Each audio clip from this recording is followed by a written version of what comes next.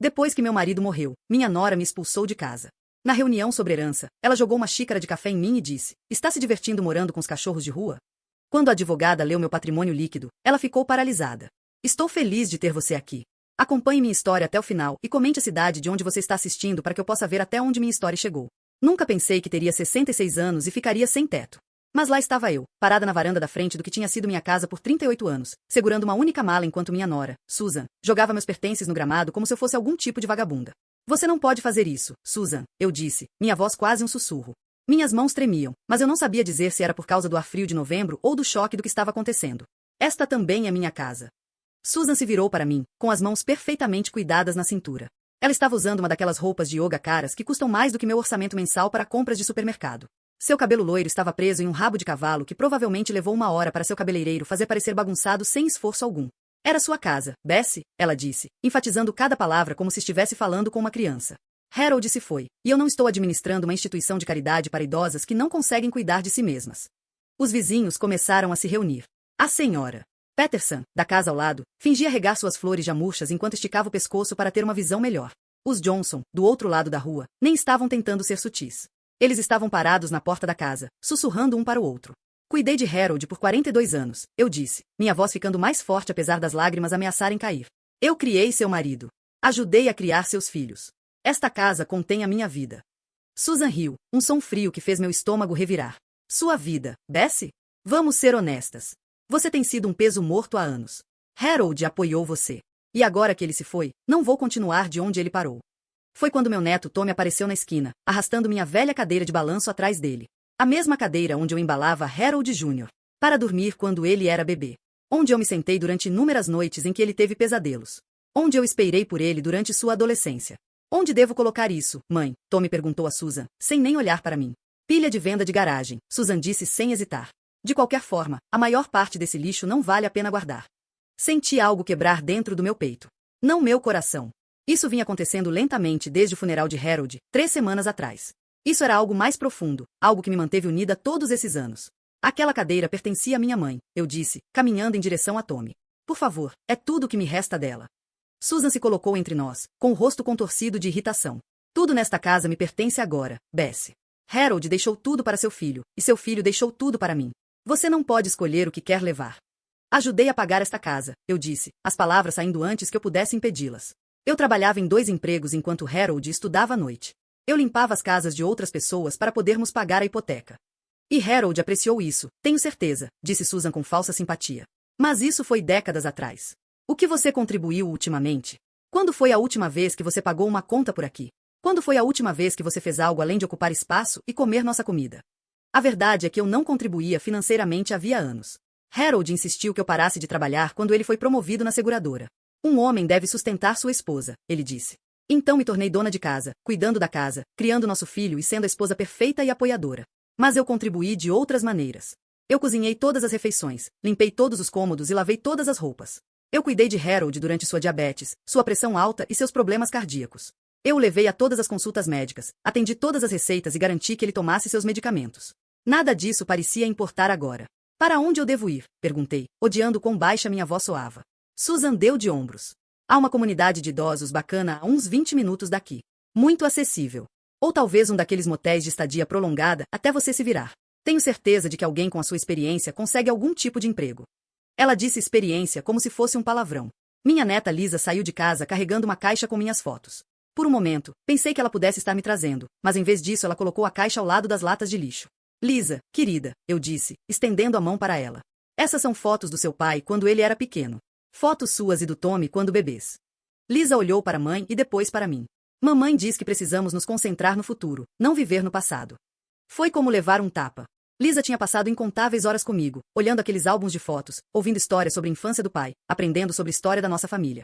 Agora ela estava jogando tudo fora como se não significasse nada. Você tem até o pôr do sol para pegar suas coisas, disse Susan, olhando o Apple Watch. Depois disso, tudo que sobrar é doado ou jogado fora. Olhei ao redor para os restos espalhados da minha vida, roupas que tinham sido jogadas em sacos de lixo, livros que eu tinha lido centenas de vezes, as estatuetas de cerâmica que eu tinha colecionado ao longo dos anos, tudo que compunha quem eu era, espalhado pelo gramado como escombros após um tornado. Por favor, eu disse mais uma vez. Deixe-me ficar até encontrar um lugar. Não vou causar problemas. Vou ficar no quarto de hóspedes. Vou ajudar com as tarefas domésticas. Não. A voz de Susan era firme. Já conversei com o corretor de imóveis sobre colocar este lugar à venda.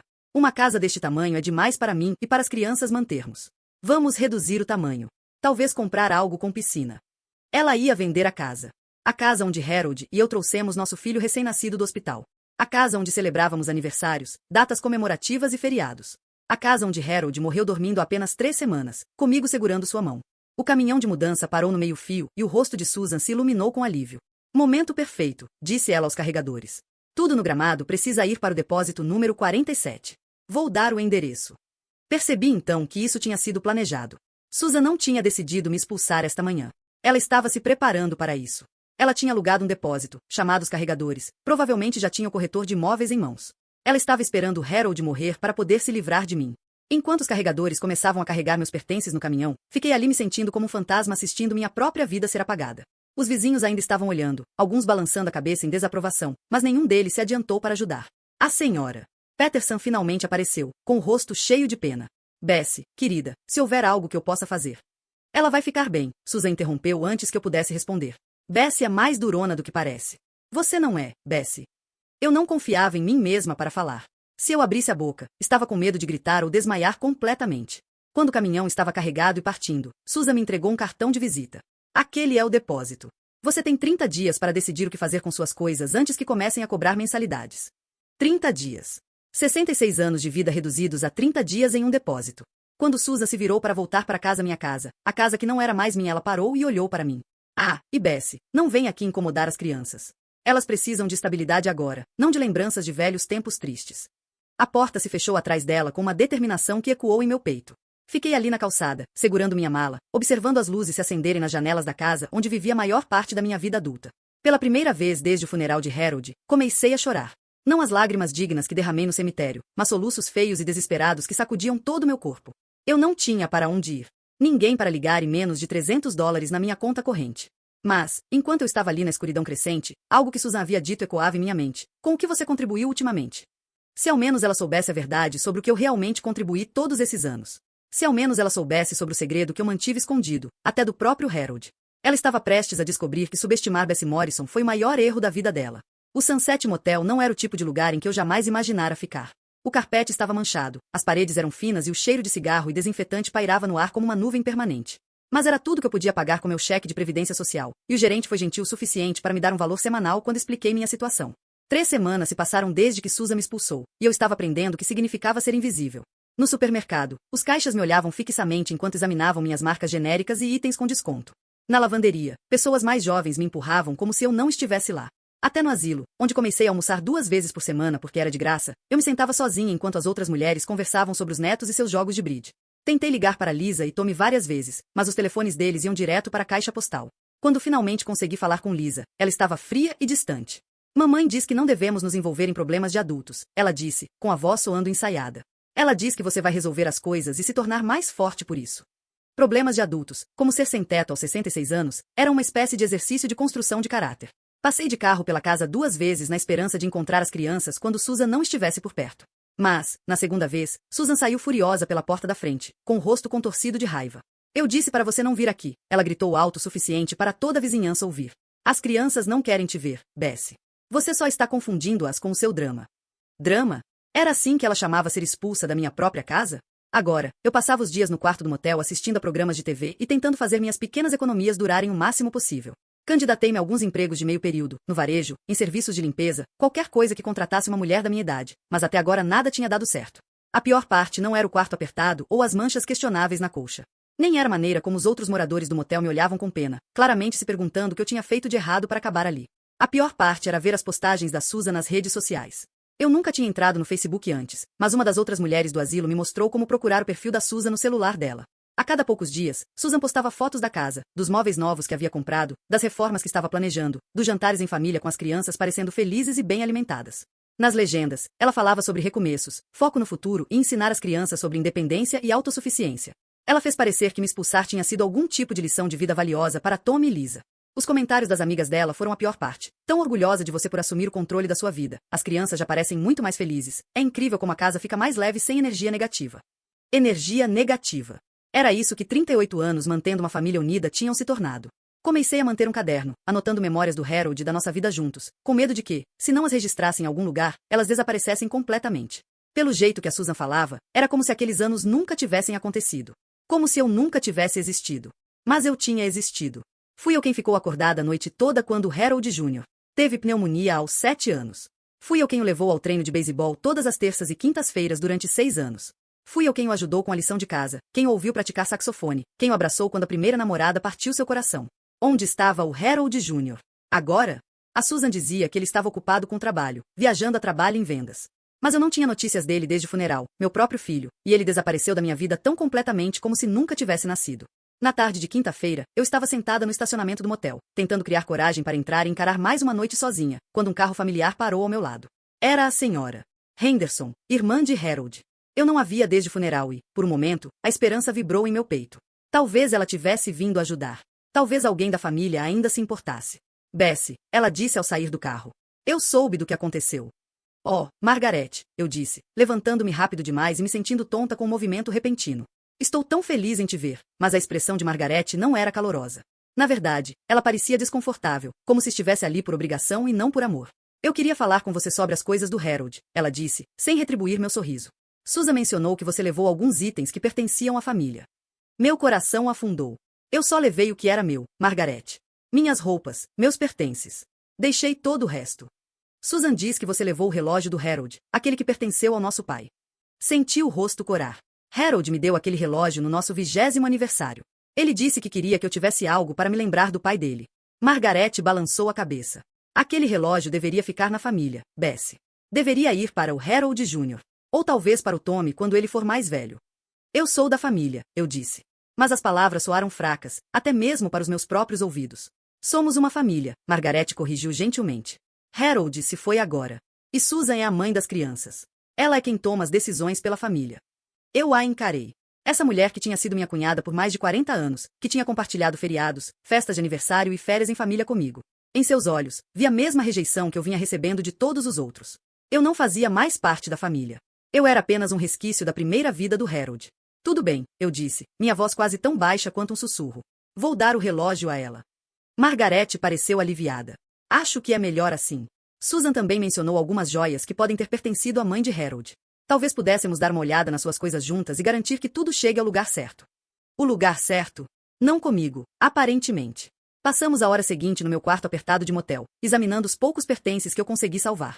Margaret pegou o relógio de Harold, os brincos de pérola da mãe dele e até um pequeno vaso de cerâmica que tinha sido um presente de casamento da tia de Harold. Você entende, não é, Bessie? Disse Margaret enquanto guardava os itens em uma caixa.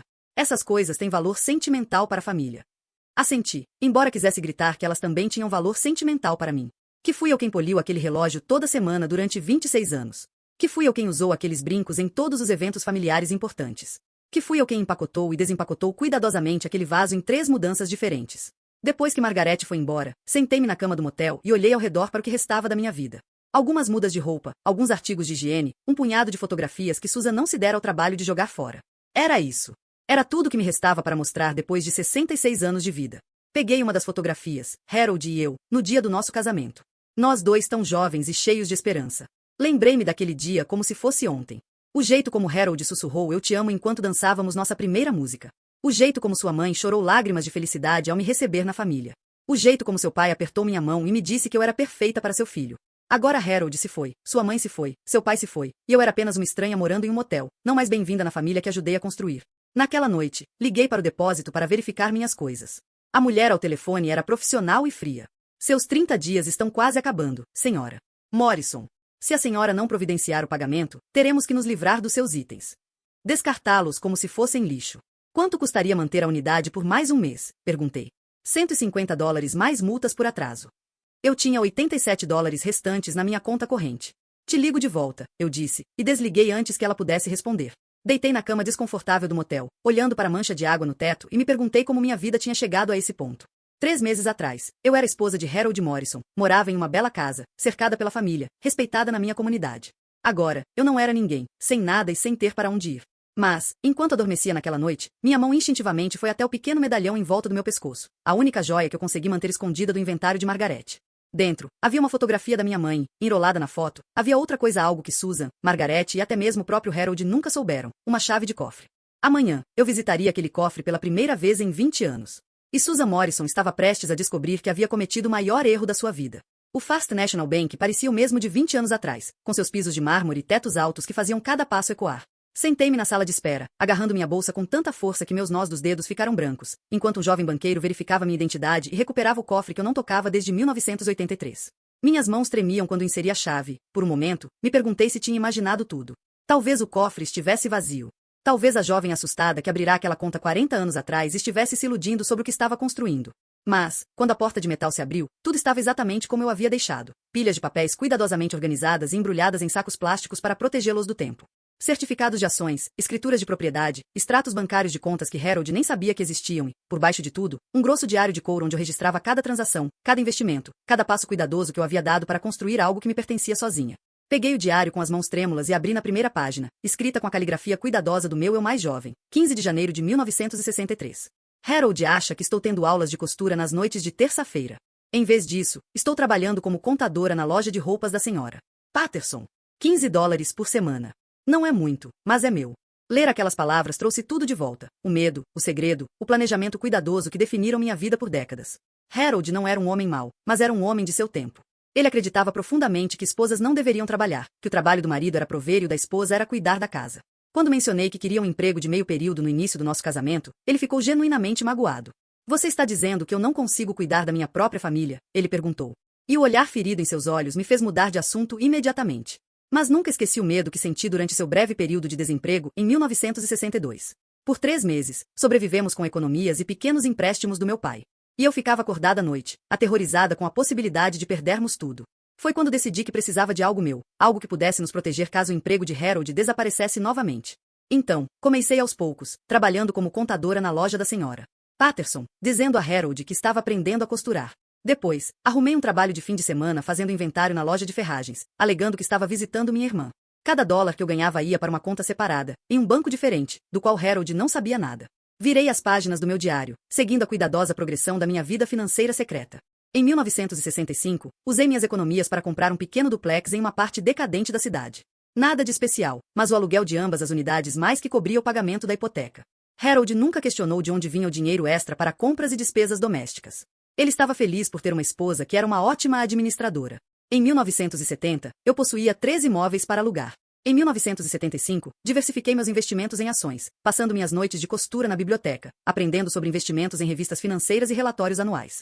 Harold chegava em casa e me encontrava lendo Better Homes and Gardens, sem saber que eu havia passado a tarde analisando rendimentos de dividendos e índices de preço-lucro. Você tem muita sorte, Bessie, ele costumava dizer. Você não precisa se preocupar com todo esse estresse financeiro. Pode se concentrar em deixar nossa casa linda. Se ele soubesse que, enquanto se preocupava com seu pequeno salário e sua modesta aposentadoria, eu estava construindo discretamente um portfólio que o teria chocado. O banqueiro pigarreou suavemente. Senhora Morrison, está tudo bem? Percebi que estava sentada ali havia 20 minutos, perdida em memórias. Sim, estou bem. Você poderia me dar um tempo sozinha com a caixa, por favor? Quando ele saiu, peguei meus extratos bancários mais recentes, aqueles que eu tinha medo de olhar desde a morte de Harold. Eu estava tão focada em interpretar a viúva enlutada, em ser a pessoa que todos esperavam que eu fosse, que ignorei o império financeiro que passei 40 anos construindo. Os números nas páginas me deixaram tonta. Minha carteira de ações, cuidadosamente administrada por um corretor que me conhecia apenas como B. Morrison, valia 2,3 milhões de dólares. Os imóveis, agora 8 propriedades em vários estágios de valorização, foram avaliados em outros 3,1 milhões de dólares. E os investimentos empresariais, as pequenas empresas que eu havia apoiado discretamente ao longo dos anos, haviam se transformado em algo que eu mal reconhecia. De acordo com a declaração mais recente, meu patrimônio líquido total era de 8,7 milhões de dólares. Fiquei olhando para o número até ele começar a ficar borrado. 8,7 milhões de dólares. Mais dinheiro do que Harold ganhou em toda a sua carreira. Mais dinheiro do que Susan veria em vida, mesmo se gastasse cada centavo da modesta apólice de seguro de vida e pensão de Harold. E ela me expulsou como se eu não tivesse valor. Pensei nas últimas 3 semanas, nas noites em que eu ficava acordada naquele quarto de motel horrível, me perguntando como faria compras no mercado, na humilhação de comer almoços grátis no centro para idosos, na maneira como Margaret olhou para mim com pena enquanto tirava os poucos pertences que me restavam enquanto eu valia quase 9 milhões de dólares. Por que guardei isso em segredo por tanto tempo? No começo, o objetivo era proteger o orgulho de Harold. Ele foi criado acreditando que um homem que não conseguia sustentar a família era um fracasso, e eu amava demais para fazê-lo se sentir inadequado. Mais tarde, isso se tornou um hábito, uma parte da minha identidade que parecia privada demais para ser compartilhada. E, se eu fosse honesta comigo mesma, sempre houve uma pequena parte de mim que gostava desse segredo. Em um mundo onde esperavam que eu fosse indefesa e dependente, eu construí algo poderoso e independente. Foi minha rebelião silenciosa, minha prova para mim mesma de que eu era mais do que apenas a esposa de Harold Morrison. Mas o segredo me custou tudo. Como eu nunca contei a Harold sobre minha riqueza, ele nunca pensou em me deixar nada além da casa em seu testamento. E, como seu filho herdou tudo, Susan agora controlava o que ela pensava ser todo o legado financeiro da família. Ela não tinha ideia de que a verdadeira fortuna da família pertencia à mulher que ela havia jogado fora como lixo. Peguei meu telefone e liguei para minha corretora, uma mulher chamada Patrícia, com quem eu trabalhava havia 15 anos, mas que eu nunca tinha conhecido pessoalmente. Senhora Morrison. A voz de Patrícia era calorosa e profissional. Fiquei muito triste ao saber da morte do seu marido. Enviei flores para a funerária, mas não tenho certeza se você as recebeu. Obrigada, Patrícia. Elas eram lindas. Fiz uma pausa, reunindo coragem. Preciso fazer algumas alterações nas minhas contas. Claro. Em que posso ajudar você hoje? Respirei fundo. Quero liquidar alguns dos meus investimentos. Vou precisar de acesso a dinheiro bem rápido. De quanto estamos falando? Olhei ao redor do pequeno cofre do banco, pensando na cara presunçosa de Susan quando ela jogou meus pertences no gramado. Pensando no jeito que ela riu quando eu disse que a casa continha minha vida. Pensando em suas postagens nas redes sociais sobre novos começos e energia negativa. 2 milhões, para começar, eu disse. Tenho algumas compras para fazer. Houve uma breve pausa. Isso é bastante liquidez, senhora Morrison. Posso perguntar o que você está planejando? Quero ter certeza de que estruturaremos isso da maneira mais eficiente possível em termos fiscais. Sorri pela primeira vez em semanas. Estou comprando uma casa, Patrícia. Uma casa muito específica. Depois que desliguei, fiquei sentada no cofre por mais uma hora, examinando cada documento, cada declaração, cada evidência da vida que construí em segredo. Alguns dos investimentos tiveram um desempenho melhor do que eu jamais havia sonhado. Uma pequena empresa de tecnologia que eu havia apoiado no início dos anos 90 agora valia mais do que minha casa original. Um imóvel comercial que comprei por impulso triplicou de valor quando a cidade construiu um shopping center nas proximidades. Fui brilhante, cuidadosa e paciente. Tudo que Susan pensava que sabia sobre mim estava errado. Quando finalmente saí do banco, me senti diferente. Não apenas por causa do dinheiro, embora isso fizesse parte. Pela primeira vez desde a morte de Harold, senti que era eu mesma novamente. Não a viúva indefesa que todos adoravam. Não o fardo que Susan havia descartado, mas Bessie Morrison, a mulher que silenciosamente construiu um império enquanto todos ao seu redor achavam que ela era apenas uma dona de casa. Dirigi até a biblioteca pública e passei o resto da tarde pesquisando registros de propriedades e listagens de imóveis. Quando saí, eu tinha um plano. Susan achou que tinha vencido quando me expulsou de casa. Pensou que havia se livrado de um peso morto, aberto caminho para sua herança e garantido o futuro de seus filhos. Ela não fazia ideia de que o peso morto que havia descartado estava prestes a destruir o chão debaixo dos seus pés. Na manhã seguinte, liguei para o corretor imobiliário de Susan. De acordo com o anúncio que encontrei online, ela estava pedindo $485 mil pela casa. A casa que ajudei a pagar, onde criei meu filho, onde passei 40 anos da minha vida. Gostaria de fazer uma oferta, disse ao corretor. Dinheiro, sem contingências. Posso fechar em 2 semanas. O corretor imobiliário pareceu animado. Isso é maravilhoso. Que preço você tinha em mente? Pensei na cara da Susan quando ela me chamou de peso morto. Pensei nela dizendo aos vizinhos que eu não conseguia cuidar de mim mesma. Pensei nas postagens dela nas redes sociais comemorando minha ausência. 550 mil, eu disse. 65 mil acima do valor pedido, em dinheiro. Estava na hora de Susan perceber que havia subestimado a mulher errada. Susan deve ter recebido a ligação do corretor por volta do meio-dia de sexta-feira. Sei disso porque às 12h47 meu telefone começou a tocar com um número que eu havia bloqueado semanas antes. Quando não atendi, as ligações continuaram chegando. 7 vezes em 10 minutos, até que ela finalmente desistiu e começou a enviar mensagens de texto. Quem está tentando comprar minha casa? Bessie, de alguma forma eu sei que é você. Ligue para mim agora mesmo ou chamarei a polícia. Deixei meu telefone de lado e continuei fazendo as malas. Depois de 3 semanas no Sunset Motel, eu estava me mudando para um apartamento mobiliado no centro da cidade. Nada extravagante, mas limpo e respeitável, enquanto eu aguardava a concretização da compra da casa. Já havia assinado o contrato de locação e pago 6 meses adiantado, gostando da mudança de atitude do gerente da propriedade quando entreguei dinheiro em vez de preencher solicitações de crédito. Meu telefone vibrou novamente. Desta vez foi uma mensagem de voz de Harold Jr. Foi a primeira vez que ouvi meu filho desde o funeral. Mãe, Susan diz que alguém está tentando comprar a casa com uma oferta em dinheiro muito acima do valor pedido. Ela acha que você está envolvida de alguma forma, o que é loucura, porque, bem, você sabe. Mas ela está realmente chateada e as crianças estão confusas. Você pode simplesmente ligar de volta para ela e dizer que não é você? Ela está deixando todo mundo louco. Quase ri. Nem meu próprio filho podia imaginar que eu teria acesso a esse tipo de dinheiro. Para ele, eu ainda era apenas a viúva indefesa que vivia da generosidade do pai dele. Em vez de retornar a ligação, fui até a imobiliária e me encontrei com a corretora de Susan, uma mulher alegre chamada Janete, que não fazia ideia de que estava no meio de uma guerra familiar. Senhora Morrison. Janete pareceu confusa enquanto verificava a papelada. Desculpe, mas você tem o mesmo sobrenome da vendedora. Vocês são parentes? Sou a viúva de Harold Morrison, disse simplesmente. A casa pertencia ao meu falecido marido. A expressão de Janete mudou para confusão e preocupação. Nossa, acho que pode haver algum mal-entendido aqui. A senhora Susan Morrison é quem está vendendo a propriedade. Ela herdou do falecido marido. Esse seria meu filho, expliquei. Ele herdou do meu marido, o pai dele. Mas Susan está livre para vendê-la, é claro. Estou interessada apenas como investimento. A mentira veio facilmente. Eu tinha 40 anos de prática em esconder a verdade. Janete olhou seus arquivos, claramente desconfortável. Bem, sua oferta é certamente atraente. A senhora Susan Morrison esperava conseguir o valor pedido, mas 50 mil a mais é muito generoso. Posso perguntar por que está interessada nesta propriedade em particular? Dei a ela meu sorriso mais inocente. Tem valor sentimental. Na segunda-feira de manhã, Janete ligou para dizer que Susan havia aceitado minha oferta. Ela também aparentemente exigiu saber quem era o comprador, e quando Janete lhe contou que era viúva de Harold Morrison, houve, nas palavras diplomáticas de Janete, uma grande reação. Ela pareceu muito surpresa, disse Janete cuidadosamente. Me pediu para verificar suas informações financeiras várias vezes. Garanti a ela que sua oferta em dinheiro era legítima e que poderíamos fechar o negócio quando você estivesse pronta. Só pude imaginar a reação de Susan. Ela provavelmente passou o fim de semana tentando descobrir como eu poderia ter acesso a esse tipo de dinheiro. Na cabeça dela, eu estava sobrevivendo com previdência social e morando em um motel.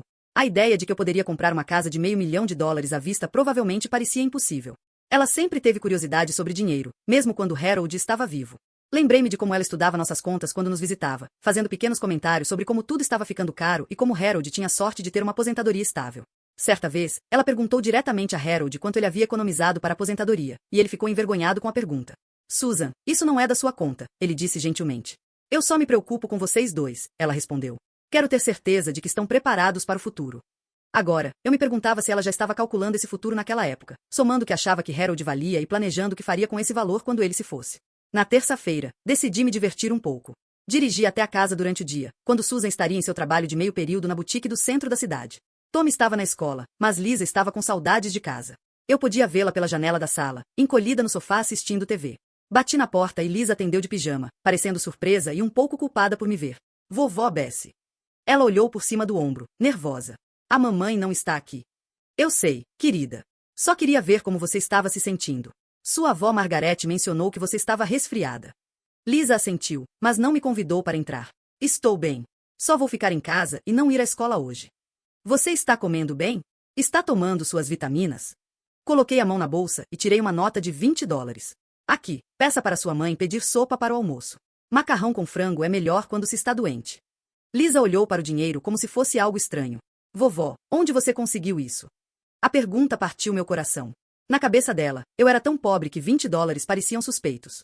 Tenho administrado meu dinheiro com cuidado, eu disse. Agora pegue isso e coma algo saudável. Ela pegou o dinheiro relutantemente, ainda parecendo confusa. Vovó, você está bem? Mamãe disse que você estava morando em um motel e não tinha dinheiro para ficar com as coisas do vovô. Sua mãe estava enganada sobre muitas coisas, eu disse gentilmente. Estou bem, querida. Melhor que ótimo, na verdade. Eu podia ver as engrenagens girando na cabeça de Lisa. Você está recebendo a ajuda de alguém? Mamãe disse que o governo às vezes ajuda idosos que não conseguem cuidar de si mesmos. Idosos que não conseguem cuidar de si mesmos. Foi assim que Susan me descreveu para minha neta. Lisa, querida, quero que você saiba que sempre fui capaz de cuidar de mim mesma. E também cuido de outras pessoas há muito tempo. Às vezes, os adultos não entendem tudo o que acontece ao seu redor, mesmo quando acham que entendem. Ela sentiu lentamente, embora eu percebesse que não tinha entendido completamente. Você vai contar para a mamãe que eu vim ver como você estava? Devo contar a ela sobre o dinheiro? Eu sorri. Você pode dizer a ela o que quiser, querida. Naquela noite, Susan me ligou diretamente. Desta vez eu atendi. Que diabos você está tentando fazer, Bessie? Sem cumprimentos, sem gentilezas. Não estou tentando fazer nada, Susan. Ouvi dizer que você estava vendendo a casa e estou interessada em comprá-la. Com que dinheiro? Sua voz estava áspera e cheia de suspeita. Você está morando em um motel. Não teria condições nem de guardar as coisas do Harold. Encontrei uma maneira de obter financiamento, disse calmamente. Às vezes, as coisas funcionam melhor do que o esperado. Que tipo de financiamento? Quem lhe daria um empréstimo de tanto dinheiro? Eu podia ouvir o pânico crescendo em sua voz. Em sua mente, ela havia calculado cada ângulo, controlado cada variável. A ideia de que eu pudesse ter recursos que ela desconhecia era claramente assustadora para ela. É um empréstimo privado, eu disse. De alguém que acredita em mim. Besteira. Quero saber quem está lhe dando esse dinheiro e por quê. Susan, não lhe devo nenhuma explicação sobre meus acordos financeiros. Você quer vender a casa e eu quero comprá-la. É uma transação comercial simples. Não há nada de simples nisso e você sabe disso. Sua voz estava ficando mais aguda, mais frenética. Você está tentando me manipular de alguma forma. Você está tentando me fazer parecer mal. Estou tentando comprar uma casa que eu gostaria de ter. Nada mais, nada menos. Houve uma longa pausa. Quando Susan falou novamente, sua voz estava diferente, mais fria, mais calculista. Se de alguma forma você conseguir juntar dinheiro para esta casa, o que te faz pensar que eu vou deixar você ficar com ela? Eu poderia retirar minha aceitação. Eu poderia me recusar a vender para você. Você poderia, eu concordei, mas você já assinou o contrato de compra. E Janete me disse que você já gastou uma boa quantia de dinheiro se preparando para a mudança. Entradas para um novo local, despesas de mudança. Seria caro desistir agora. Outra pausa. Você estava planejando isso, não é? Todo esse ato de viúva indefesa foi apenas uma performance. Eu nunca fingi ser indefesa, Susan. Você simplesmente presumiu que eu era. De onde vem esse dinheiro, Bessie? Eu sei que você não tinha isso quando Harold morreu. Você fez uma hipoteca reversa sobre alguma propriedade? Você vendeu algo valioso que pertencia à família? Ela estava ficando desesperada agora, buscando qualquer explicação que fizesse sentido em sua compreensão limitada de quem eu era. O dinheiro é meu, Susan. Sempre foi meu. Isso é impossível. Harold apoiou você durante todo o seu casamento. Você nunca trabalhou. Você nunca contribuiu financeiramente. Não há como ter esse tipo de dinheiro a menos que você o tenha tirado de outro lugar. Senti uma raiva familiar crescendo em meu peito. A mesma sensação que tive quando ela jogou meus pertences no gramado. Você não sabe nada sobre minhas contribuições para esta família, Susan. Você não sabe nada sobre mim. Eu sei o suficiente. Eu sei que você está tramando algo e eu vou descobrir o que é. A linha caiu. Desliguei o telefone e olhei ao redor do meu novo apartamento, pensando nas palavras de Susan. Ela estava certa sobre uma coisa. Eu estava planejando isso de certa forma. Não conscientemente, nem com intenção de vingança, mas durante 40 anos, eu venho construindo algo que poderia me proteger quando eu mais precisasse. Eu nunca imaginei que precisaria de proteção da minha própria família. Na manhã seguinte, recebi uma ligação de Janete. Senhora Morrison, tem uma notícia incomum. O vendedor está solicitando documentação adicional sobre seu financiamento. Ela quer comprovantes de fundos, extratos bancários e cartas de verificação do seu credor. Isso é bem incomum para uma transação em dinheiro, não é? Muito incomum. Normalmente, comprovante de fundos é suficiente. Ela parece preocupada com. Bem, ela mencionou algo sobre disputas familiares e querer ter certeza de que tudo é legítimo. Eu sorri. Diga a Susan que ela pode ter toda a documentação que quiser. Agende uma reunião para sexta-feira de manhã. Vou levar tudo o que ela precisa ver. Tem certeza? Você não é obrigado a fornecer esse nível de detalhes. Tenho certeza. Está na hora de esclarecer algumas coisas. A manhã de sexta-feira chegou rápido demais. Susan pensou que iria me expor como uma fraude. Provar que, de alguma forma, eu estava aplicando um golpe para comprar a casa. Em vez disso, ela estava prestes a descobrir que a mulher que ela havia descartado como um peso morto e inútil valia mais dinheiro do que ela jamais havia sonhado. E isso foi só o começo. O escritório de advocacia Henderson & Associates ficava em um daqueles prédios antigos do centro da cidade, com tetos altos e painéis de madeira escura, o que supostamente dava a impressão de que um negócio importante estava sendo conduzido. Cheguei 15 minutos mais cedo, usando o vestido azul marinho que usei no funeral de Harold, a única roupa formal que consegui salvar da limpeza dos meus pertences feita por Susan. Susan já estava lá quando entrei na sala de conferências, sentada na extremidade de uma longa mesa de mogno com uma pilha de papéis na frente dela. Ela trouxe reforços. Harold Jr. Sentou-se à sua direita, parecendo desconfortável com uma camisa amassada, e Margarete sentou-se à sua esquerda, com a mesma expressão de desaprovação que tinha quando roubou o relógio de Harold do meu quarto de motel. Bessie, disse Margarete com um sorriso forçado, estou surpresa de ver você aqui. Está. Coloquei minha bolsa no chão e sentei-me em frente a eles. Susan solicitou esta reunião para discutir a documentação financeira. Presumi que toda a família gostaria de se envolver. O advogado de Susan, um homem magro com óculos de aros de metal, pigarreou. Senhora Morrison, a senhora Morrison mais velha. Devo esclarecer que esta reunião é um tanto irregular. Minha cliente está preocupada com a origem dos fundos para a compra da sua casa e solicitou a verificação da sua capacidade financeira. Claro, eu disse gentilmente. Trouxe tudo o que você pediu. Coloquei a mão na bolsa e tirei uma pasta cheia de extratos bancários, relatórios de investimentos e registros de propriedades. Enquanto eu os espalhava sobre a mesa, observei os olhos de Susan se arregalarem um pouco. Esses são extratos das minhas contas correntes e de poupança principais, eu disse, apontando para o primeiro conjunto de papéis. Como você pode ver, tenho ativos líquidos suficientes para cobrir a compra da casa sem financiamento. Harold Jr. se inclinou para frente e olhou para os números. Mãe, esses números não podem estar certos. Susan arrancou os papéis das mãos dele, seu rosto ficando pálido enquanto ela examinava os números. Eles são falsos. Eles têm que ser falsos. Garanto que não, eu disse calmamente. Senhor Henderson, presumo que você queira verificar isso diretamente com as instituições financeiras. O advogado assentiu e fez anotações em seu bloco de notas. Esse é um procedimento padrão para transações desse porte. Desse tamanho, a voz de Susan estava ficando estridente. Qual o tamanho? De quanto dinheiro estamos falando aqui?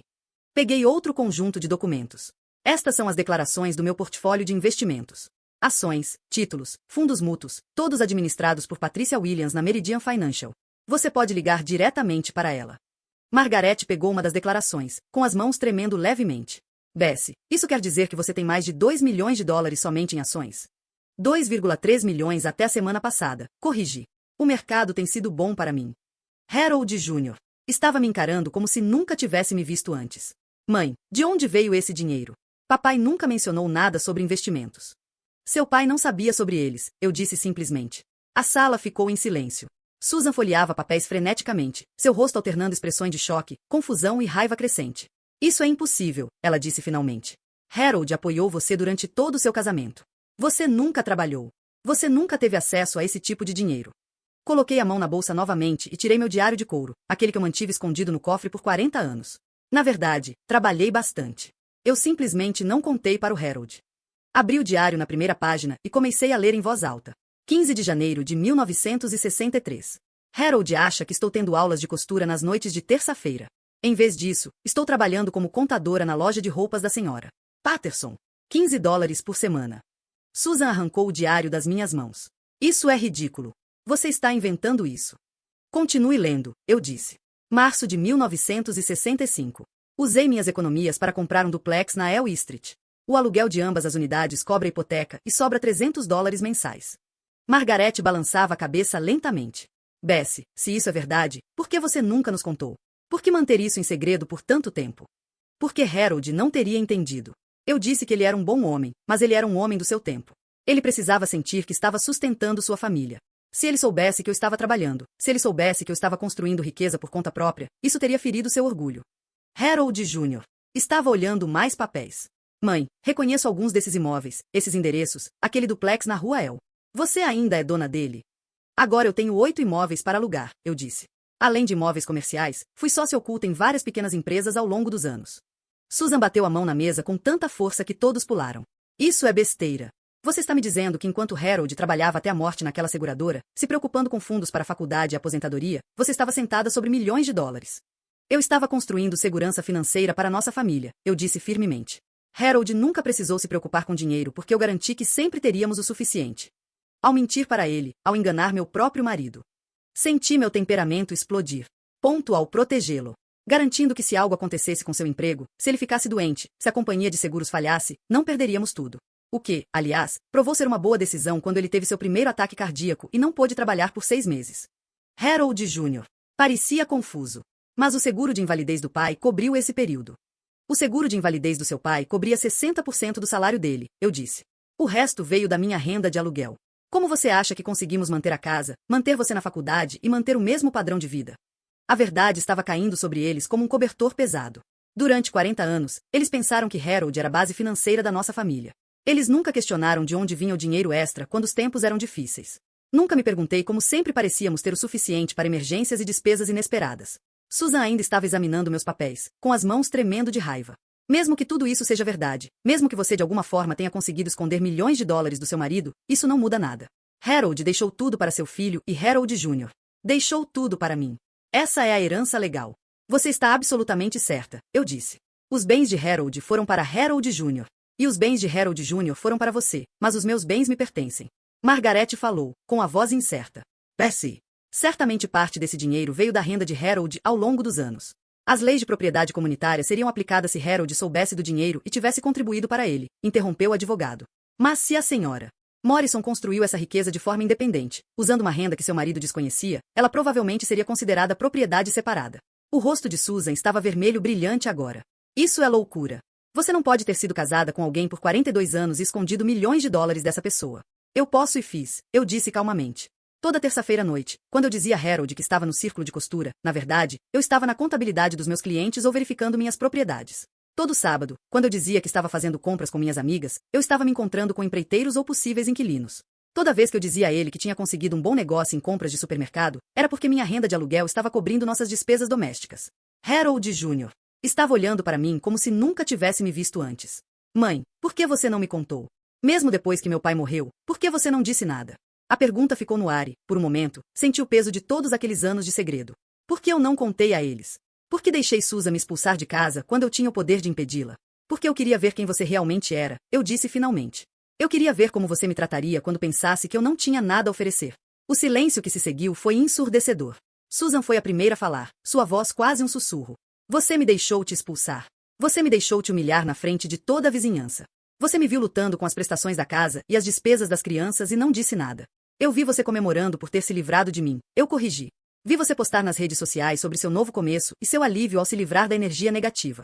Eu vi você dizer aos meus netos que eu era velha e inútil demais para fazer parte da vida deles. Harold Jr. escondeu o rosto nas mãos.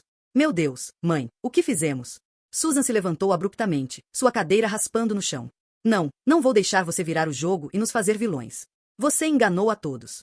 Você mentiu para sua própria família por décadas. Eu protegi minha família por décadas, eu disse, ficando de frente para ela. Mas essa família se foi agora. Harold está morto e você deixou bem claro que eu não sou bem-vinda na nova versão. Coloquei a mão na bolsa mais uma vez e tirei um envelope grosso. Senhor Henderson, estes são os documentos para a compra da casa. Como você pode ver, estou pagando em dinheiro. 65 mil acima do preço pedido. Gostaria de fechar o mais rápido possível. O rosto de Susan ficou branco.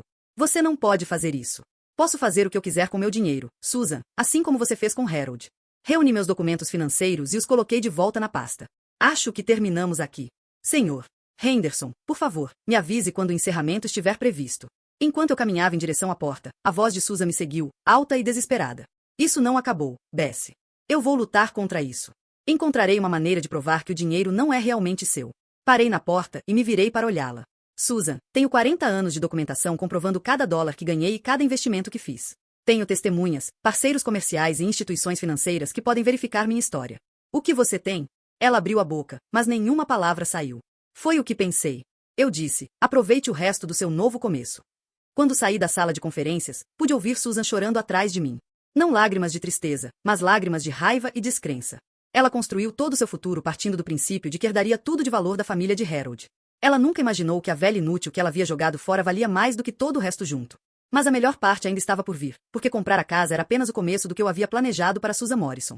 3 semanas depois da reunião no escritório do advogado, eu estava na entrada da garagem do número 412 da Maple Street, onde hoje é minha casa, observando um caminhão de mudança se afastar. Susan lutou contra a venda até o último momento, contratando seu próprio advogado para contestar a transação, exigindo investigações sobre minhas finanças e até tentando alegar que eu havia de alguma forma coagido Harold Jr. a me vender a casa abaixo do valor de mercado. Nada disso funcionou. Todos os documentos que forneci eram legítimos. Todos os extratos bancários verificados, todas as escrituras de propriedade autênticas. Depois de 40 anos de registros cuidadosos, meu império financeiro era inatacável. A casa parecia diferente agora que me pertencia novamente. Não porque algo tivesse mudado fisicamente, mas porque eu estava vendo tudo com outros olhos. Esta não era a casa da família onde eu vivi sob o sofrimento de Harold. Esta era minha propriedade, comprada com meu dinheiro, de minha propriedade inteira. Caminhei lentamente pela sala, observando as mudanças que Susan havia feito durante sua breve gestão como proprietária. Pintura nova na sala de estar, cortinas diferentes na cozinha, acessórios novos nos banheiros. Ela gastou bastante dinheiro para tornar o lugar seu. Dinheiro que ela havia tomado emprestado para pagar o seguro de vida de Harold. Dinheiro que ela agora devia às empresas de cartão de crédito e não conseguia pagar. Meu telefone vibrou com uma mensagem de Patrícia, minha consultora financeira. Fechamento da casa confirmado. Fundos transferidos. Também queria que você soubesse que o corretor imobiliário da Morrison ligou perguntando sobre suas outras propriedades. Eu disse a ela que não discutimos informações de clientes. Eu sorri. Susan ainda estava tentando descobrir a extensão da minha riqueza, provavelmente esperando encontrar alguma fraqueza que pudesse explorar. Ela nunca entenderia que passei 4 décadas me tornando inexplorável. Chegou outra mensagem. Esta é do Harold Jr. Mãe, podemos conversar? Estou tentando processar tudo o que aconteceu no escritório do advogado. Sinto que não sei mais quem você é. Essa fez meu peito apertar. Meu relacionamento com meu filho precisaria ser cuidadosamente reconstruído, se é que poderia ser reconstruído. Ele estava lutando contra a percepção de que tudo em que acreditava sobre sua família estava errado. Que sua mãe bem-educada era, na verdade, uma milionária secreta que vinha manipulando tudo nos bastidores há décadas. Mas antes que eu pudesse me concentrar em curar aquele relacionamento, eu tinha mais um assunto para resolver. Dirigi até Sunset Gardens, o complexo de apartamentos para onde Susan havia se mudado depois de ser forçada a vender a casa. Era um lugar decente, não luxuoso, mas limpo e seguro, muito melhor do que o motel onde ela esperava que eu vivesse por tempo indeterminado. O apartamento de Susan ficava no segundo andar. Subi as escadas lentamente, meus joelhos me lembrando que eu ainda era uma mulher de 66 anos, independentemente do meu patrimônio líquido. Quando bati na porta, houve uma longa pausa antes que ela se abrisse. Susan parecia horrível. Seu cabelo estava sujo, suas roupas estavam amassadas e seus olhos estavam vermelhos de tanto chorar ou de falta de sono, ou ambos. Atrás dela, eu podia ver caixas de mudança empilhadas por toda parte, como se ela estivesse vivendo em caixas de papelão há semanas. O que você quer? Ela perguntou, sem me convidar para entrar. Eu queria ver como você estava se adaptando. Ela riu amargamente. Acomodando-se. Estou me afogando, Bessie. Os cartões de crédito que usei para consertar a casa estão no limite. As despesas de mudança acabaram com o que restava do seguro de vida de Harold. Mal posso pagar por este lugar e certamente não posso bancar os aumentos de aluguel que estão falando para o ano que vem. Sinto muito ouvir isso. Você está realmente arrependida ou está aqui para se gabar? Olhei para o apartamento atrás dela, onde pude ver Lisa e Tommy sentados em um sofá que parecia ter vindo de um brechó. Eles acenaram para mim timidamente e eu acenei de volta. Estou aqui para lhe fazer uma oferta, eu disse. Os olhos de Susan se estreitaram. Que tipo de oferta? Tenho vários imóveis para alugar. Um deles é uma bela casa de 3 quartos a uns 10 minutos da escola do meu filho. Os inquilinos atuais vão se mudar no mês que vem. Não tenho dinheiro para alugar uma casa, Bessie. Mal consigo pagar este apartamento. O aluguel seria de $400 por mês. Susan me encarou. $400? Impossível. Uma casa de 3 quartos custa pelo menos $1.200 nesta região. Não é minha casa. Não é para você. Ela ficou em silêncio por um longo momento, e eu pude ver sua mente trabalhando, tentando entender o problema. Por que você faria isso? Ela perguntou finalmente. Porque, apesar de tudo que aconteceu entre nós, Lisa e Tommy ainda são meus netos. Eles não deveriam sofrer porque a mãe deles tomou decisões erradas. Decisões erradas. A voz de Susan começou a se elevar. Decisões erradas. Você é quem mentiu para todo mundo por 40 anos. Você é quem enganou seu próprio marido. Você é quem me deixou me humilhar ao me expulsar, quando você poderia ter impedido a qualquer momento. Você tem razão, eu disse calmamente. Eu poderia ter impedido. Eu poderia ter te contado sobre o meu dinheiro no dia em que você me expulsou de casa. Eu poderia ter passado um cheque para você cobrir as despesas do funeral do Harold, em vez de ver você se estressar com o custo. Eu poderia ter ajudado com a faculdade dos meus filhos, com os reparos da casa ou com qualquer um dos outros 100 problemas financeiros que você mencionou ao longo dos anos. Susan estava chorando agora, lágrimas feias que rasgavam a maquiagem. Então por que você não fez isso? Porque eu queria ver quem você realmente era quando pensava que eu não tinha nada a oferecer. Eu queria ver se a mulher com quem meu filho se casou seria gentil com uma viúva velha e indefesa, ou se a jogaria fora como lixo no momento em que se tornasse inconveniente. As palavras pairaram entre nós como um julgamento. E agora você sabe, disse Susan baixinho. Agora eu sei. Enfiei a mão na bolsa e tirei um contrato de locação que meu advogado havia elaborado. A oferta está de pé. 400 por mês, incluindo serviços públicos e aluguel mensal. Então, se você encontrar algo melhor, pode ir embora a qualquer momento. Susan pegou os papéis com as mãos trêmulas. Qual é o problema? Tem que haver um problema. Nenhum problema. Mas há condições, como não falar mal de mim para as crianças. Não tentar colocá-las contra mim ou envenená-las com seu ressentimento. Quaisquer problemas que você e eu tenhamos, nós os mantemos entre nós. Susan assentiu lentamente. E você consegue um emprego. Um emprego de verdade, não um emprego de meio período no varejo. Algo que possa te sustentar e contribuir para o futuro dos seus filhos. Estou te oferecendo uma maneira de se reerguer, não uma carona grátis permanente. Ela ficou em silêncio por um longo tempo, lendo o contrato de locação. Bessie, eu não entendo por que você está fazendo isso depois de tudo que eu te disse, tudo que eu te fiz passar. Estou fazendo isso por Lisa e Tommy, e talvez um pouco por Harold Jr., que vai precisar que sua família se cure de tudo isso. E quanto a Harold Jr., você já falou com ele? Balancei a cabeça. Ele ainda não está pronto. Ele está muito bravo e confuso agora. Mas, eventualmente, ele vai querer entender por que eu mantive o dinheiro em segredo, porque deixei as coisas acontecerem daquele jeito. Quando ele estiver pronto para ter essa conversa, eu estarei aqui. Susan enxugou os olhos com as costas da mão. Eu fui horrível com você. Eu disse coisas horríveis. Eu te tratei como se você não valesse nada. Sim, você tratou. E você ainda está disposta a me ajudar? Pensei nessa pergunta enquanto olhava para aquela mulher destruída em seu apartamento bagunçado, cercada pelos escombros de suas suposições desmoronadas. Eu estava ajudando-a por gentileza, por culpa, por algum desejo de provar que eu era melhor do que sua crueldade? Talvez fossem todas essas coisas. Ou talvez fosse algo mais simples. Susan, eu passei 40 anos escondendo quem eu realmente era porque tinha medo de como as pessoas reagiriam à verdade. Eu construí muros ao meu redor para proteger meus segredos. E esses muros me mantiveram isolada até mesmo das pessoas que eu mais amava. Eu não quero mais viver assim. Fiz uma pausa, escolhendo minhas palavras com cuidado. Não estou fazendo isso para puni-la ou para provar o quão generosa sou. Estou fazendo isso porque guardar raiva e ressentimento seria apenas mais um tipo de prisão. Já estive em prisões suficientes.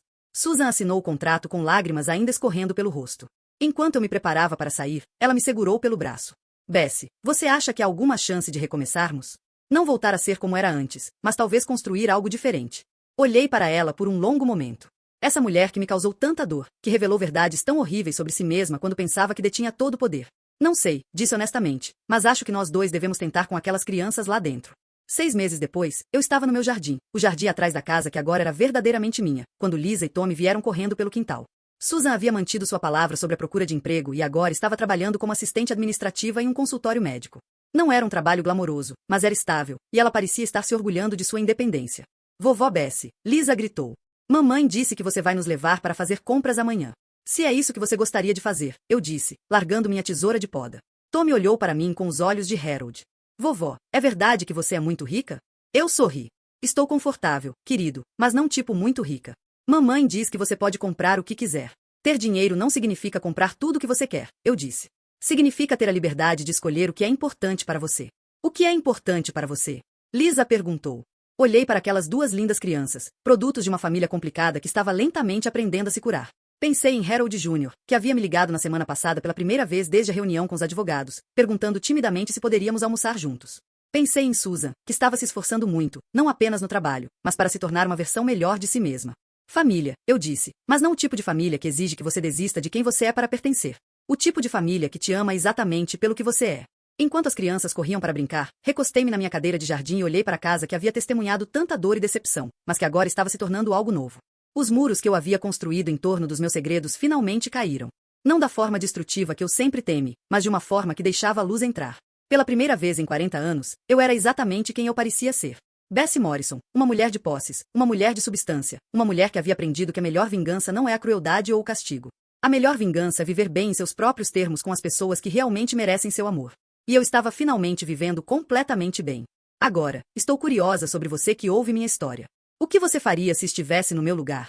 Você já passou por algo parecido? Comente abaixo. E enquanto isso, estou deixando na tela final 2 outras histórias que são as favoritas do canal, e elas definitivamente vão te surpreender. Obrigada por assistir até aqui.